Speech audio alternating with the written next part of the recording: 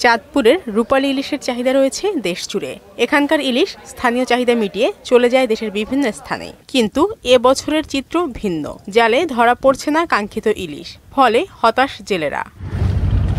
মেঘনা উপকূলের জেলা চাঁদপুর সদরের পুরানবাজার, রনাগোয়াল, দোকানঘর, বহরিয়া, হরিণা ফেরিঘাট সংলগ্ন জেলে পল্লীগুলোতে ইলিশ না পেয়ে অবসর সময় কাটাচ্ছেন জেলেরা। আমরা 27 জনে গাঙ্গ যাই, তেল তুললে আমরা গাঙ্গে যাওয়ার কোনো মাছই পাই না।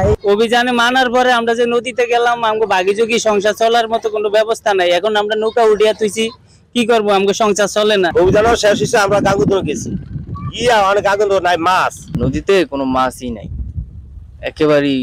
নদীতে কিলিয়ে যে মাছ নাই কেমনে। জেলেদের কাছে আমাদের লক্ষ লক্ষ টাকা বেতন দেওয়া আছে, জেলেরা মাছ পায় না, জেলেরা মাছ নিয়ে আসতে হবে।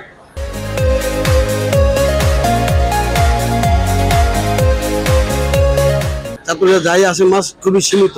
এ সময় ইলিশ সমুদ্র পরিভ্রমণে থাকে, যে কারণে কোথাও কোথাও জেলেরা আশানুরূপ ইলিশ পাচ্ছে না। তবে এতে হতাশ হওয়ার কিছু নেই বলে জানান এই মৎস্য কর্মকর্তা। এই সময়টাতে নদীতে ইলিশ পরিভ্রমণরত থাকে।